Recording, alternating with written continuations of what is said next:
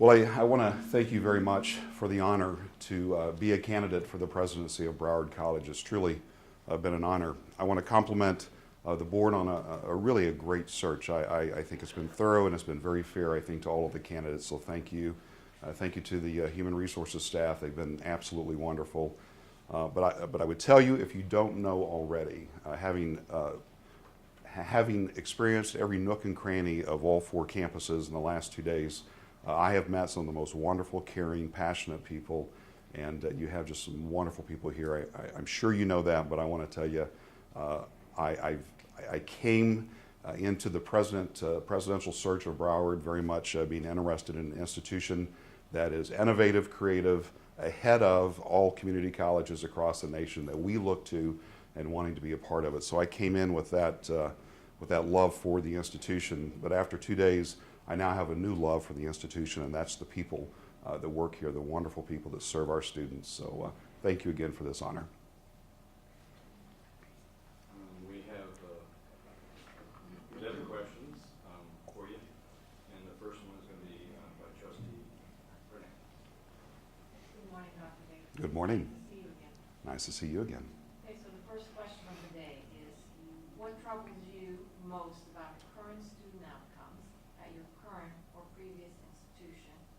And as president, what would you do specifically to address this particular outcome? Sure. I think community colleges have built-in disadvantages with our student outcomes. For example, if a student comes to us and wants to take 2 or 3 welding classes so they can become a welder, and then they move on and they go into the workforce, they're happy, they've succeeded. But state and federal reporting views them as a failure, not a success. They didn't complete. We have students that get so excited about their academic pursuits, and they move into the 4-year university much more quickly than probably they should. They don't come in Missouri, we have what's called a 42-hour block, but also, or you can finish the associates and then have a seamless, smooth transfer into the university. But some get excited, they go in early. When they get there, they quickly find out that they're no longer, they don't have that hold harmless clause when they transfer in, that everything will be taken because they didn't get to a certain point.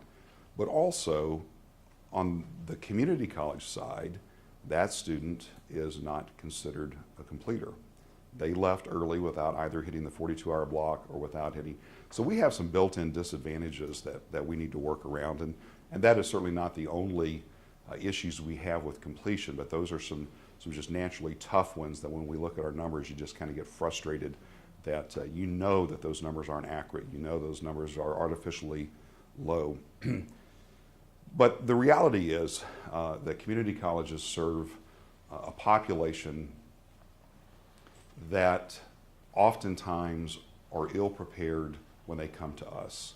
And the beauty of a community college is that we go out of our way to help nurture, if you will, love on our students and help them. So we're tough on them, but we also hold them up and we help them. But even doing that, we just have students that they don't know how they're going to figure out the utility bill tomorrow, how they're going to figure out how to fix the ball tires on their car so they can make it to the institution. We have students that just have naturally built-in problems, and as I have shared with every group, when a student has issues at home, they don't leave them at home when they come to us. They bring them with them. It's the stress, the pressure that's on them. So we have to continue to find ways to help our students succeed by lessening the stress and the burden, usually the financial burden, but oftentimes the burden of just being ill prepared. And so I've met a lot of great folks in the last 2 days, the folks in the learning centers who are helping our students skill up as they're going through the classroom sequence. They're still doing, if not a co-requisite, they just are taking advantage of our learning centers to help them as they persist through that course. I've met folks in the foundation who are working hard to raise money for scholarships to help our students with the expenses of education outside of what is being paid for maybe by Pell Grant or scholarships or otherwise. So there are a lot of things we can do in helping students succeed. I told nearly every group I've met, and behind me are a number of them, that all of us are student services representatives, whether it's in our title or job description or not. We're all retention experts, whether it's in our job description or not. And it's up to all of us. Some of the greatest conversations I've had in the last 2 days were a couple of facilities guys at the South Campus, I believe. And I complimented them in passing about their beautiful campus. And boy, they launched in to me on how great the campus was. So I compliment them, and then they tell me how great it is. And I know those guys are also helping students who are having a tough day. They can see them and they're there. So we're all retention experts. We're all student success experts as well. Thank you. Thank you. Good morning, Dr. Davis. Thank you for being here. I have the pleasure of asking the second question. Describe how you would see the role of Broward College in the business community, and how you see the role of the president in this relationship. And I'm going to add a second part to that question that I'm going to ask all three candidates. How many hours per week do you see yourself working in this position? Well, I'm going to answer the last first because it's the easiest answer. I don't have an answer. The presidency is not an 8-to-5 job. And the presidency, as defined by President Armstrong at Broward College, is not an 8-to-5 job. It is not a Monday through Friday job. It is a 7-day-a-week job. When you interact with the business community, speaking from someone from the business community, you do so on their terms. And many times it's an event in the evening, or it's a Saturday morning something, or it's an event at a community get-together on a Sunday afternoon, or it's a dinner on a Monday night. But all interactions with the business and industry, they do not happen between 8 and 5. So I would tell you, in my opinion, the presidency is a 7-day-a-week job, and it is a 12-hour-a-day job. Maybe not on the grind 12 hours all day, but you really are available through emails, text messages, events, and other things. There's been a constant theme in the last 2 days in talking about the presidency, if you will, looking out and up model of the presidency outside of the institution, modeling President Armstrong, where the business community can very much be the heart and soul of what we do, because they understand that Broward College is the economic development engine of the greater Broward County area. And business industry knows that. We tell them that, but they know it before we tell them, because they're hiring our students, they're hiring our graduates. And they know that what we're doing is that we're putting people to work who might otherwise not be working, might be on some type of government assistance. But we're doing God's work, if you will. We're putting people to work. We're skilling folks up at the highest level. And what we are doing at Broward College with the guided pathways is truly, it is cutting edge, it's innovative. There's reasons why my institution 2 weeks ago came here to study how to implement guided pathways better. When they came, they did not know that I was a candidate, so they were a little surprised to hear about it when they showed up. But we are looking at Broward College, and so specifically to your question, the business and industry, the community are critical to our success. It's not just the funding through private donations or whatnot, but they are the best gauge on how we are doing in terms of educating our students and preparing them for the workforce. And what I love about the world of community colleges is that we are able to turn on a dime, and we're able to address business and industry. And it's more than just the credit courses that we traditionally think about. I spent a lot of time yesterday with the folks in workforce development and the continuing education workforce development. And they are doing tremendous work as well for the business community, skilling up and training existing employees already within that organization. Not someone who's coming to us to take classes so they can go there, but we're being challenged, and we have the opportunity to skill up. But I think the external relations of the presidency, and again, I really want to compliment President Armstrong. He has been a president that I have watched and used as a mentor long before I knew Broward College was going to be opening up. And he exemplifies how that external looking presidency ought to work. And business and industry is the core. along with governmental relations and other things, but business and industry is a core of that externally focused presidency. In terms of hours, again, I would say 7 days a week, 12 hours a day, and you're not working every hour of that, but you're on call, if you will. Mm-hmm. Good morning. This is third question is describe the role of a community college plays in community. What is the role of the college president in fulfilling the role? Please provide specific examples of your involvement in the community. The question was specifically about the community college's role within the greater community? Mm-hmm. Yeah, sure. Well, we are the community's college. You know, I'm not trying to do a play on words, but we are the community college. We are an open mission institution. We serve all. It is our responsibility to be open, accessible, and there to build our community. So external relations, working with our community. When I was on the North Campus, Dr. Proctor, am I right? We toured the community. In fact, we've toured the community at every stop. We tour the campus, but we also go into the community. Very, very impressed with how our campus presidents are so in touch with their community and the nuances of their community and serving their community. And by the way, that outreach is bigger than the district president. It has to be. It is bigger than the district president. It's a role that our campus presidents, I can tell you through the conversations, play already and work. But we are the community's college, and we must be responsive to the community's needs. And I'm lumping, if you will, the previous question with business and industry, but with the greater community that may be moms and dads, aunts and uncles, grandparents, community leaders, but we must be responsive to our communities.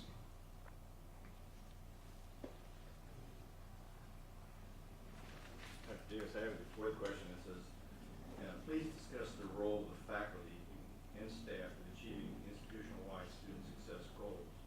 What challenges did you encounter and how did you address them? And Dr. Davis, I'd ask you to separate the faculty from the staff, because I'm very concerned that we're mixing two groups of people in one question. Sure, not difficult to do. I believe that the faculty role is critical to the student success. I believe that the staff role is critical to the student success. I've already earlier in my answer, one of my answers earlier, I mentioned the student learning centers. I've toured the career centers, and I look at what staff are doing to prepare our students to know when they go into the classroom that they're doing all of the right things to go into the classroom. So we are doing some wonderful things, staff related, to prepare our students to be good students. That then assists the faculty to focus on their discipline, to focus on their classroom experience, and work with students. Student success, student achievement is a responsibility across the institution, not just administration, but everyone. I mentioned earlier the facility workers that I spoke with. They have as much to do with student success as anyone else within the institution. But I think specifically to the faculty, we need to support them in every way. And I've told the faculty at all 4 locations that it's my role to advocate, it's my role to support, it is my role to stay out of their classroom. They have their academic unit that work on their academic plans. They know how their classrooms should work. I have a fear that sometimes we try to do a one-size-fit-all and make all of our faculty members teach and do things the same way. And if you're not careful, that strips away the individuality that each faculty member brings to the table, their own teaching style. And so there may be some in the room who disagree with me, but I believe it's my role to stay out of the classroom and do everything I can to support and advocate for the faculty so they can serve our students the best way possible.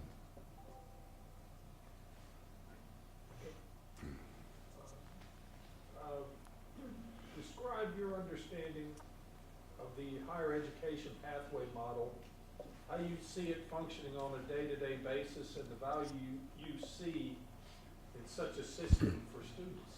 You see value. So I come to Broward College, the leader in the pathway world, and then you ask me to describe how you do it. Well, folks, here we go. As I told you a couple of weeks ago, we had our employees from my community college down here learning it. But pathways, I mean, it's just so simple, but so smart at the same time.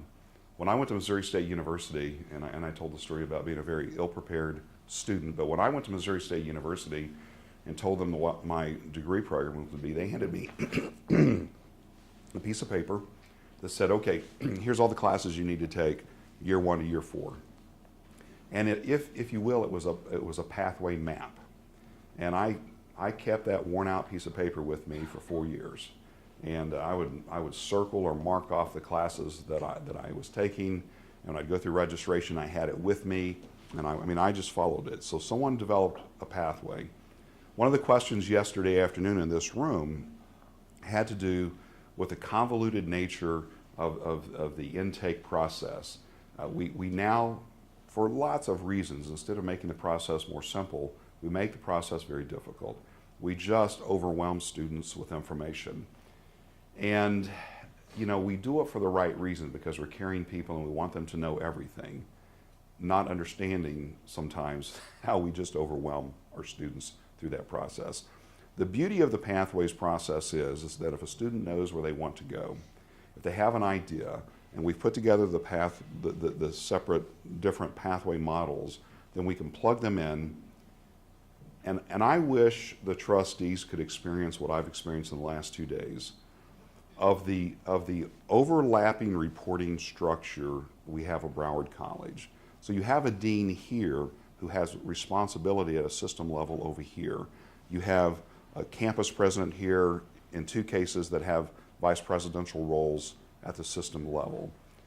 Sure, there are challenges with that whenever you have a primary supervisor here, but you have a secondary report here.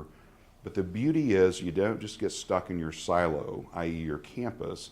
You get to work across campuses and across the system. And I think that is a great process to help flush out the pathways process, if you will.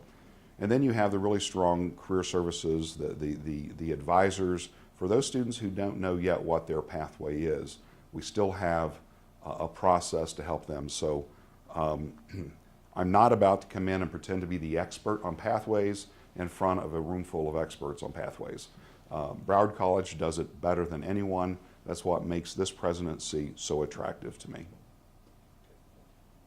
I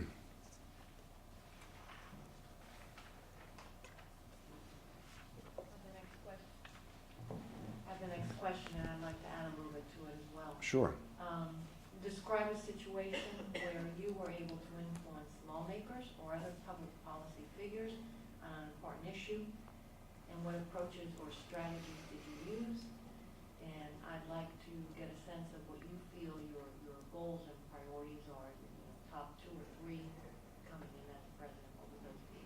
Are the top 2 or 3 goals related to legislative affairs or just separate? Well, that's one of the goals. Sure, okay. So I was speaking with somebody yesterday or the day before about how I got into government relations, and I had to think about it for a minute. And when I was in my last semester of my undergraduate, one of my professors was the assistant to the president, and one of his responsibilities was governmental relations. And so when he introduced himself, and it was a Thursday evening class, I just remember that, he introduced himself and he also talked about his role as being the assistant to the president.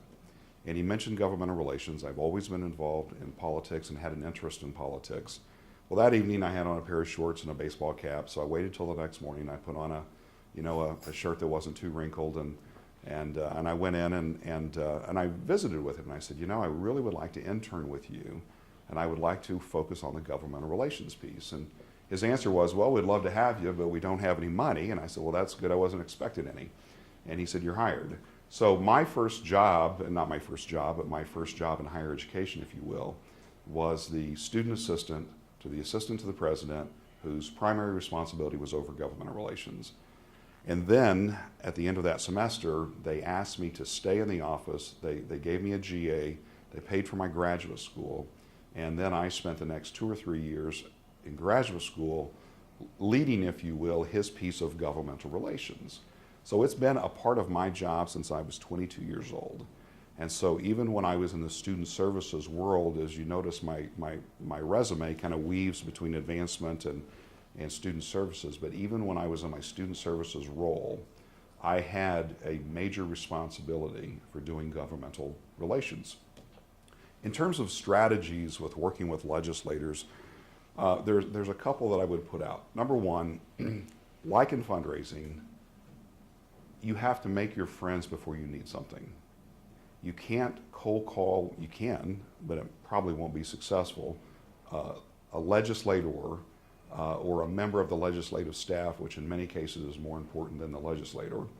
But you can't just cold call when you need something. It can't be, uh-oh, we have a problem, so we're going to head to the state capitol this week. Legislative relations is a 12-month process, and it's really a weekly process.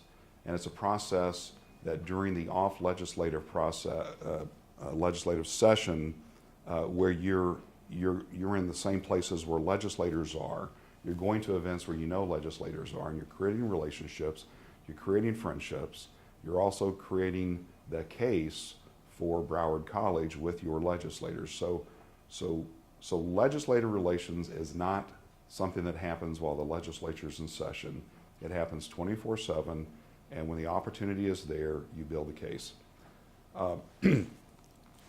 I would tell you, secondly, that community college leaders make a mistake when they only focus on legislative relations within their district. Now, Broward County is very large, and there's a lot of legislators, and it's an overwhelming deal. But you can look out and ahead, and you know where your legislative leaders are coming from. You know who's going to be in the hot seat. You know who's going to have the influence. You know who the budget chair is probably going to be. You know who your Speaker of House probably is going to be.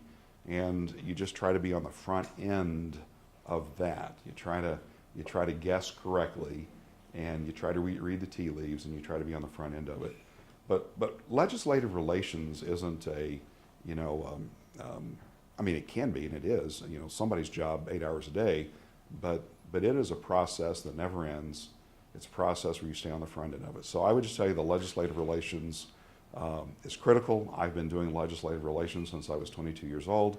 In the last 14 years, I've led our legislative relations. I could tell you right now, if I needed to, I could pull out my phone and I could text the current Speaker of the House in Missouri. I could text the next incoming Speaker of the House in Missouri, the Speaker Pro Tem, the budget chair, because I have spent some years. Now, the obvious question would be, well, you're not from Florida, so what's the learning curve going to be? There's going to be a learning curve. I know that, but it's something I would jump in the middle of. And then to answer your last question is, what are my priorities? Priority number one would be a listening tour. Broward College is truly on the front end of a whole lot of great things. And it's not an institution where I will need to come in and fix a place. It's an institution that I first and foremost need to come in and not break. But to come in and then take the strategic plan from 2017 to 2022 and implement and lead and bring the community together. So I would tell you that implementing the strategic plan is the number one thing I would do. The number two thing I would do is I would begin the process of a listening tour, reaching out to faculty, staff, students, community leaders, the business leaders, the community leaders that we spoke about, and listen to them. This last 2.5 days have been me projecting to you and talking.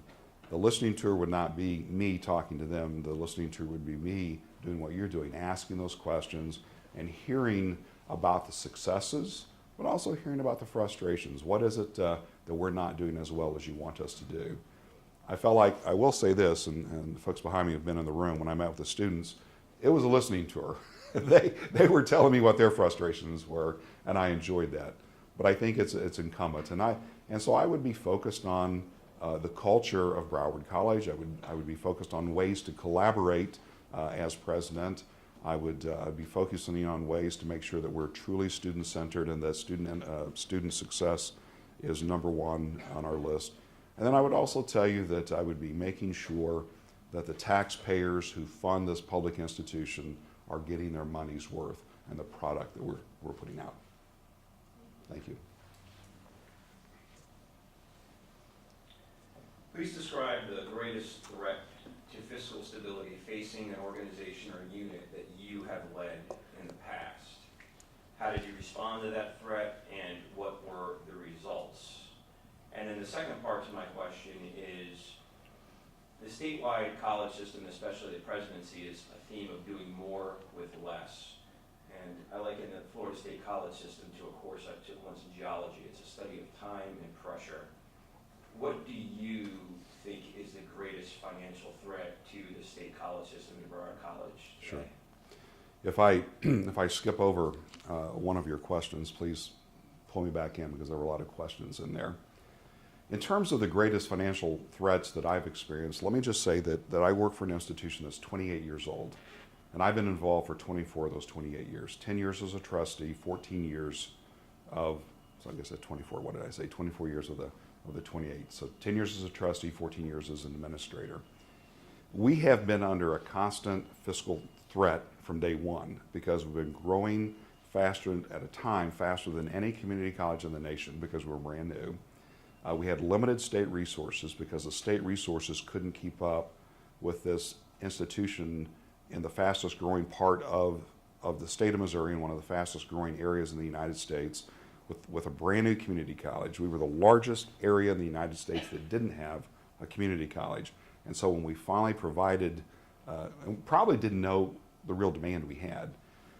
So when you talk about managing budgets, when you talk about having financial issues, start a college brand new and let it go from $1,100 the first semester to $16,000.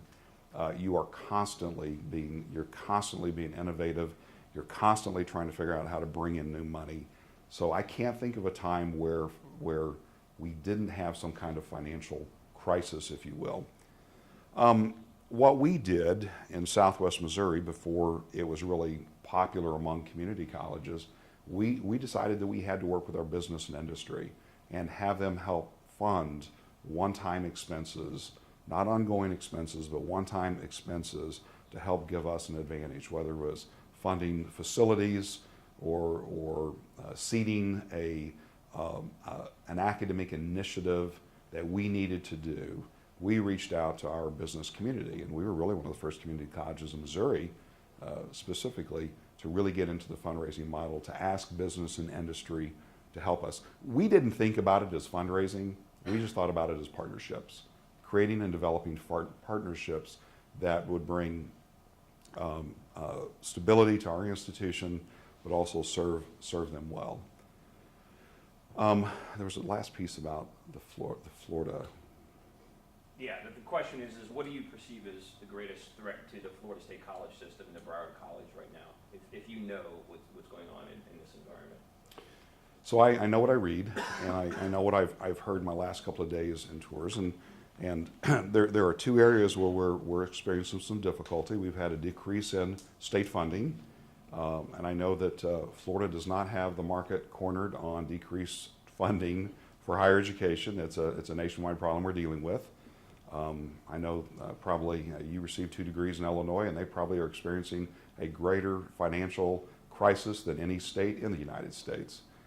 And it's because we do a lot of things at the legislative level that cause problems. We think about, back to your question, think about legislative relations as asking for something. Really good legislation is to be 2 steps ahead of that legislation and thinking about the damage it will do.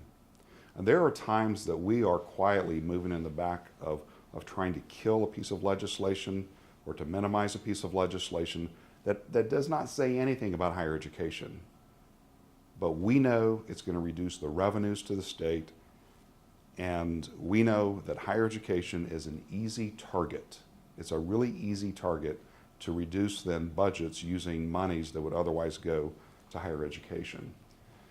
So again, you don't have the market cornered on difficulties with state funding. We have legislators trying to get in front of other legislators to cut our taxes, which again reduce our statewide revenues. We have to be diligent in telling the Broward College story, and that story is a collection of a lot of student stories that legislators can relate to. And we have to make sure that we relate our student stories to the citizens that are in their legislative districts so they can understand that this isn't just about a kid somewhere else. This is about a kid in my district. And help them understand that if you do this or this, you're hurting our students. But I think legislative relations is critically important. And again, President Armstrong, I understand your background and a long career in legislative relations, and so I think Broward College has a head start. So yes, we have some problems with statewide cuts, and then because of the changing economy and other issues, we have problems with a little bit of a decline in enrollment. That happens when the economy gets strong. That isn't, though, to me, a good reason to just back off. Well, the economy's strong, so let's let the enrollment drop. Enrollment is revenue. Enrollment is revenue. To keep revenue strong, you have to keep enrollment strong, and if you could increase enrollment each year, that's very helpful in terms of keeping revenue strong. And you know, we talked again the last 2 days at length about recruitment as being usually the first thing you do. Well, let's recruit more students. We should recruit more students. But you heard me mention earlier retention efforts. We need to do more, and that goes back to, I think, the very first question that was asked. We need to do more in terms of making sure that every employee is a retention expert. They're a student services expert. And we make sure that we're not losing the students we have today. Retain those students. Keep them here. It's great for our community, but very selfishly, it's also great for our budget. When you're managing every year with a declining revenue, a declining budget, it's tough to be the most innovative, creative community college in the state of Florida.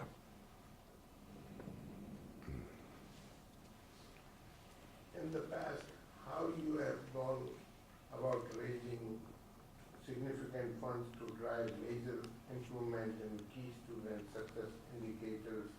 What were the results? So fundraising. As mentioned earlier, we were one of the first community colleges to really get into the fundraising business, and we did so out of necessity. We were growing like crazy, and we needed to get into fundraising. We have implemented 2 capital campaigns since 2008. We made a decision to start our very first capital campaign in 2008 before we knew the economy was going to go to hell. And so we announced it, and everyone said, "You are absolutely crazy to do this in such a poor economy."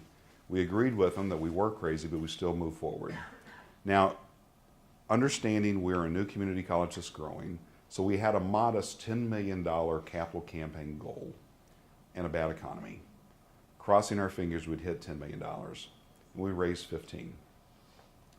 At the end of that capital campaign, and those who work in higher education behind me that do these types of things, when you want to do a capital campaign, you're years into it before it becomes, not years, but a couple of years into it before you make it public. You seed that campaign before you make it public. So during my 10 years as the executive director of the OTC Foundation, I led one campaign. It was $15 million, and then I began the seeding, if you will, of our second campaign that concluded just recently. So in 2014, when I took the campus presidency, my director of development moved into the OTC Foundation executive director position. I still was a major part of the funding, but I would tell you that I seeded the front end of that, and then I was a part of it after that, and that was a $20 million campaign. I've tried to do the math in my 10 years, and it's not exact, but I would tell you that in my 10 years, I've raised about $33 million for my community college. And when you look at Broward County, a county of 1.9 million, $33 million may not sound like a lot. But in Southwest Missouri, where the universities dominate the capital campaigns, not the community college. And it's tough to be a fundraiser in a 150,000 community when you have Missouri State University, Drury University, Evangel University, all historic older institutions that have the market cornered in fundraising, and then we sneak in, and here we are. But it was business and industry. We didn't have enough alumni to go to. Plus, they typically give to their four-year partner, not their two-year degree. But business and industry, it goes back to your question. I mean, they understood the importance of what we were doing, and we raised our money through business and industry. But fundraising is a critical component of what we do at Broward College, and it is not something I know a little bit about. It's something I know a lot about. And I would say that to the previous question about governmental relations. As a part of the externally focused presidency, fundraising and governmental relations are two major components at the front row of that. Both are areas that I have extensive experience in. Thank you. Next question is, please provide an example of your experience with building effective partnerships with third-party organizations, K through 12, school districts, other colleges, community-based organizations, and employers.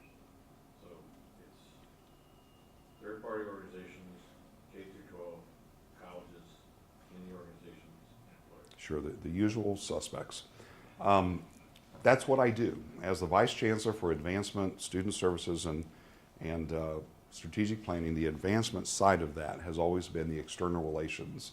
The advancement part of that is being the person in the community for not just the last 14 years as the Vice Chancellor at OTC, but also it's just been my role clear back to being the assistant to the president in the early 90s at Missouri State University.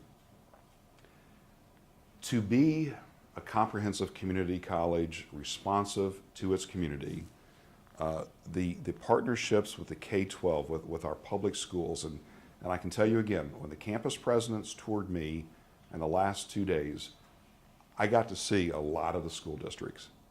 They're focused on the relationships with the school districts, and they are so focused they were proud to show me the partners, the school districts that they work with.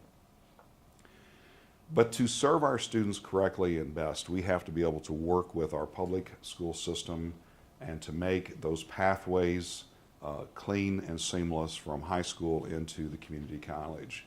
And a lot of times community colleges stop there. They kind of think that is their responsibility. Let's make sure it's seamless from K-12 into the community college. But it's also incumbent on us to make sure that our pathway is seamless from the community college into the university. And let me just pause for a minute and say the earlier question about how you do student success, I didn't mention, but I should have. For example, reverse transfer. Not now a novel, brand new idea, but when it was novel and a brand new idea, my institution was on the front end of it, where we had students that left us early, and then we started working with our primary sending university, where we started kind of trading transcripts and working with students to take a couple of classes at Missouri State. They bring it back to our community college. We transcribe those. That gets them to the 48-hour block. Sometimes it gets them to graduation with the associates, and then they go back into the university, and that makes that transition even more seamless. And I failed to mention that earlier, but it works within this question as well. So it's a responsibility of ours to make sure the transition into the university is great. As mentioned earlier in your question about the business and industry, it's our responsibility to be responsive to their needs. And if you don't have the partnership with business and industry, and if you don't ask them about their needs, how are we doing? Sometimes people want to know how we're doing. We're doing pretty well, we think, so let's just keep it that way. No, even if we're great, we still need to ask our partners how we're doing. Are we doing the right things by you? Are our students coming into the workforce or out of the universities or out of Broward College directly? Are they coming out prepared to join the workforce? So you mentioned employers. I put that again with business and industry. it's incumbent upon us to have those relationships. It's incumbent that we put together community advisory groups that are truly made up of people who have the expertise to give us the feedback, not just our friends who will always tell us how great we are. Love hearing how great we are, but we also need to be open to hearing where our flaws are, because that makes us an even stronger institution. So from the first group to the last group, partnerships are critical. I said it earlier, we are the community's college. We're the community's college. We must be responsive to their needs. I have another part of that question. Sure. How do those partnerships translate into student success? And how do you maintain it? Very simple. If you will listen to honest feedback, so you have your partnerships, if you listen to honest feedback and they suggest, why don't you do something different, then they're the users, if you will, of our product, students. And when you listen to their feedback, and then you implement the concerns, the suggestions, it can do nothing but strengthen the process or strengthen the student as they move into the workforce.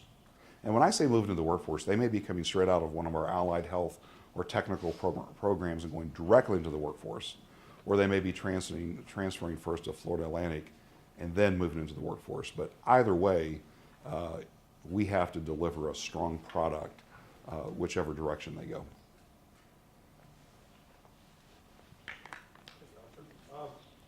Cleanup question. Is there anything you'd like to summarize and tell us tell us that we may not have covered that you think would be important for us to know in making our selection? Sure. I've mentioned this again to a number of the forums, and yesterday I had an opportunity to visit with President Armstrong for a bit, and I've already shared with you that I've kind of used him, if you will, as a mentor during my administrative leadership. But one of the reasons I have done so, and I won't bore you with the details, but I did my dissertation on the changing presidency. And it's a passion of mine that the presidency has changed over the last number of years, and I'm not sure we've caught up with the changing presidency. And so I interviewed presidents and I interviewed trustees, the same interview guide. They got the same questions. Presidents, what do you do? Trustees, what do you think they do? At the end of that research, probably should have been surprised, but I wasn't. There's a real disconnect. I'm not saying there's a disconnect at Broward College. There may be or there may not be. But I'm just telling you nationally there is a disconnect between what the presidency is and what trustees think the presidency is. Now, I know that you're supportive of President Armstrong, and my sense is you're not wanting to change the role of the district president. We talk about the provost model. In this case, we have a senior vice president of operations, but that role is inward and down.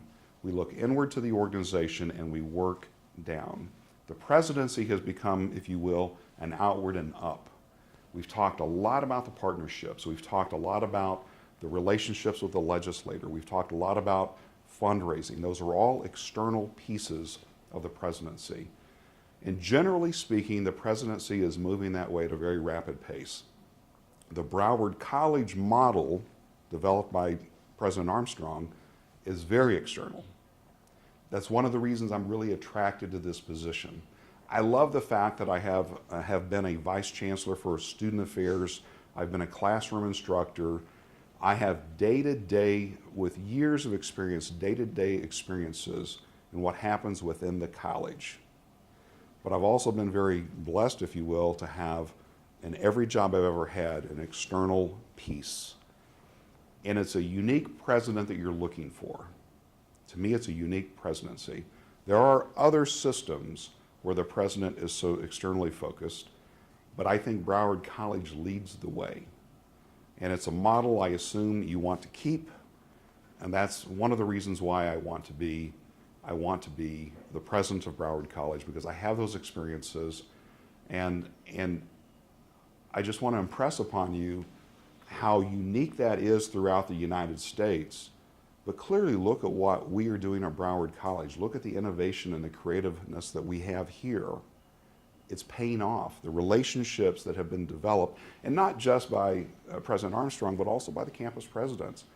very impressed with the outward approach that I see them do in our conversations with their communities. 1.9 million people, this is a large place. The district president can't do it all. But I appreciate the fact that the presidency here is set up and designed as it is. I mean, one of the worst parts of the job, I think you would agree, is that you're not located on a campus. You don't have students around you all the time. That's why I told the campus presidents, if selected as president, as district president, I'll find a nook in all the campuses so I can, on occasion, spend a day on the campuses so I can be around the students and be reminded on a weekly basis why we're here. But very attracted to the external focus of the presidency. Would want to continue that, and if by chance you're ready to end that, let me know. That might change the interest. But I think it's an externally focused presidency. It is leading, kind of where I started to where I'm ending. Broward College is leading the change in the presidency, being much more public about it than other institutions are. And I think you recognize that. We had an opportunity on Monday evening to visit, and a lot of us got to speak with you, and your questions to me one-on-one, I could tell, the conversations we had one-on-one, I could tell that you understand the importance of the external relations piece of it. But I want to tell you that I also understand it, and that's really what makes this presidency important to me. Now, is this the closing piece, or do you have other questions? Or You can close, and then you have. There's one final question. okay, let's hear it. The final question before I ask it, I have an intervening final question for myself. And I just want to take this moment. I feel that listening to your answer, you're 100% right in defining how President Armstrong, from my opinion, built the architecture of this organization. And he was able to do that, to his credit, because if you turn 180 degrees, which I know you have, and you've met these people, and you look behind you, and I think it's tested in the fact that as I gaze through this audience, campus presidents and our administration, all the folks who are sitting here, he was only able to do that because of these folks. Absolutely. And I am just so grateful to them and for all of their efforts and for the countless hours and days and weeks and months that they put in, that he inspired in them. And that leadership is just, that's what we're looking for here at this institution. My final question is, my final question to you as scripted is, are there any questions you have for us? Before you answer that, my question to you is this: I want to just talk for a brief moment about the faculty. And I'm talking about the professors. Mm-hmm. It seems to me that one of the jobs of the new president is going to have to come in and go on a listening tour, kind of what you described for the faculty at the college right now. What do you see as the traditional role of the faculty, sort of the tenured professor, independent, free-thinking, when I and probably a lot of folks in this room went through the university college system was, versus where it is today in a state college like Broward College, where you have financial constraints, and where do you strike that balance as a campus president? So whether you talk about the role of the faculty, the staff, or whatever, but you have to have a good balance between the number of students you have, the amount of revenue you bring in, and the number of employees you have. That's always one of the most difficult conversations to have. So if you have declining revenues consistently, and if you have to reduce the size, then you have to do so methodically, with a lot of input from not just the board, but from the faculty, staff, and students. I would hope that if we manage correctly, we don't have to go there. So I just kind of hit that, but then I want to move on. I think the role of faculty has changed. In fact, that was a question that was asked in the very first forum. I did just a little bit of conversation about the changing presidency, and a student member of faculty said, well, let's talk about the changing role of faculty. Is the role changing, and if so, what's happened? And here's what I told them. I feel like that with all the external accreditation and when I say accreditation, how many groups accredit us for various programs and whatever. And we're just constantly someone is constantly measuring our success. And as a result, I think we are at risk of almost telling our faculty from the minute they walk in the door till the minute they walk out the door what to do. And we've got to be real careful. Yes, we have to hit all the marks on accreditation. Yes, we need to be an industry leader, a community college industry leader, in how we view the classroom process. But we've got to be very careful that we don't say, 5 professors, you all have to be exactly alike. Because each one of our faculty members bring a different gift to the classroom. And we need to allow them to do what they've done for years successfully and not make it a one-size-fit-all. Which, again, I'm not talking about Broward College in particular, but it's a nationwide trend, I think, to just really tighten. I don't know how the faculty do it because we ask so much of them outside of the teaching process. Stuff that I'm not sure we understand how much they have to do in terms of hitting certain metrics and all of these things that they have to do to help us then collect research and data on ourselves so we can then report to a different accrediting agency. And if you really are a great faculty member, it's because you have passion for it and you love it. But I'm afraid sometimes we're pushing our faculty too far and collecting data on what happens in the classroom and pulling certain questions out of certain tests, and then we throw them all into a bucket with the other faculty members in the same discipline and seeing how we're succeeding. I don't want to take the fun out of it. And I'm not saying that coming to work every day as a faculty member is fun, but it's rewarding. It's very rewarding. But we don't want to make it so arduous that it's not rewarding anymore. So I think the role of the faculty is changing. I know that the role of how we teach in the classroom is changing. And I don't have an answer for that. If I did, I'd be a millionaire and I wouldn't be here. But we really have to start catering to our students. So they're just very different in how they think. It's not 72, it's not 1982, it's not 1992. We're in a different world. And students learn differently. I had a lot of questions, one yesterday afternoon, and probably every forum, what do I think about electronics, digital devices in the classroom? How does it work? Well, I think that's up to the faculty. I've already said to you, I'm going to stay out of the faculty's business. But I can tell you, even at my age, I'm tied to my cell phone. I Google 100 times a day. I'm a curious person, and I immediately Google everything. I just want to know about stuff.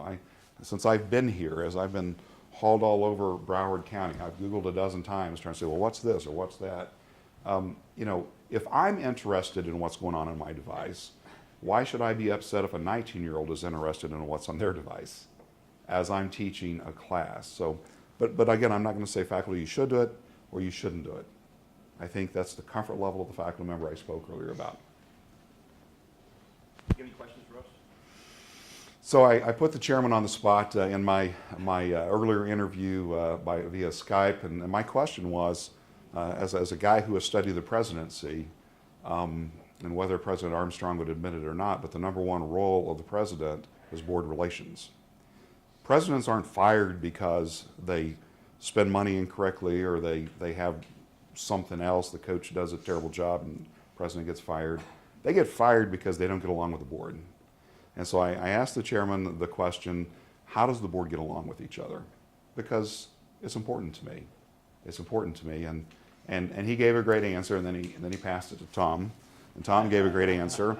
And I've watched you. We've not had an opportunity to meet, but I've met the others. And I'm impressed with but could you let me know now if there's some major conflicts between the two of you? And if all hell's about to break loose, could you let me know? The board is like marriage. It gets along really well because in the state of Florida and the sunshine, we can't talk to each other. Right, I heard that. I will let the woman answer that question first. Oh. Well, yes, I do think we all get along very well, but we meet here and don't meet outside of here. Mm-hmm. In the Sunshine Law, I think we're all very careful about that. And my time on the board has been very rewarding. It's a very well-run organization. there's a great deal of transparency. I've never had a question that hasn't been answered. And from my standpoint, that's very important to me. Mhm. So, all good. Well,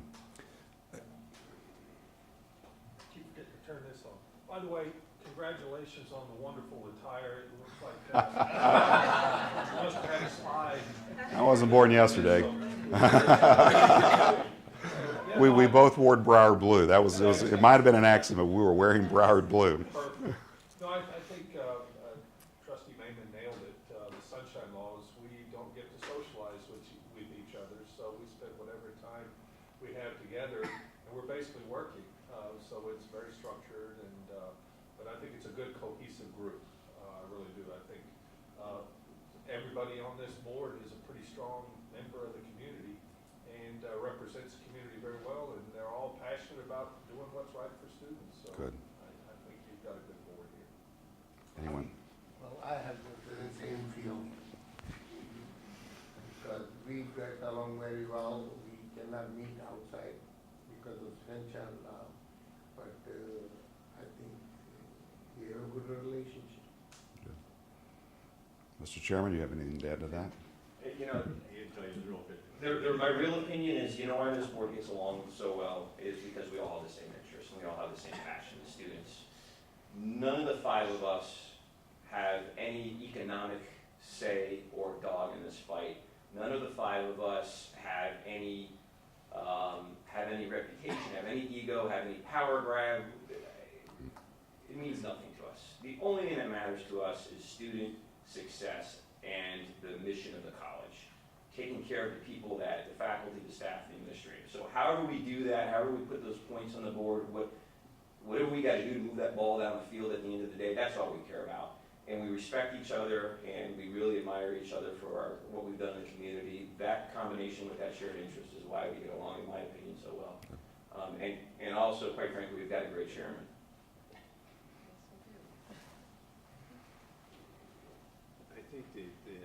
I think the strength of the board is as a result of the strength of leadership. Mhm. We have been blessed to be able to stay in policy and promotion, and we've allowed the president and his team to lead. And as Gloria said, we don't always agree. We each all have different backgrounds and different expertises. We use them as complementary. We don't really compete at all up here. I've never seen it in my term at all. But each of us has our own strengths as it relates to development. We go to Gloria as it relates to construction and industry issues. We go to Mike, medical issue, garage. But we don't get engaged in every day. And I think that helps us because, when we see each other, we're going for the greater good. Right. Okay, not necessarily just status quo. And there's very few times in my tenure that we've ever had, there's never really been a material conflict in voting. Mm-hmm. I would say 95% of the time or 90% of the time, it's a unanimous vote. Sometimes we have to vote against each other, and for various reasons and various perspectives. But it's not out of a competition. It's really what's in your heart, and you put it on the table. And this board is very, very, very, very well connected compared to connected and connected, Mm-hmm. as I see it. And I think it's a good question for Mr. President to answer too. Thank you. I think I've already shared with all of the candidates. If you're fortunate enough to get this job, you will not have a better board to support you in this college than anywhere. We've got a lot of boards who are appointed in this community who are dysfunctional, frankly. Mm-hmm. But this one is united, as Trustee Mayman and everyone has said here, behind the single purpose of supporting students. They will hold you accountable Good. They will support you. And they'll support the leadership of the institution. They'll support in every way. They'll open up their pocketbooks. They'll be out in the community working on your behalf.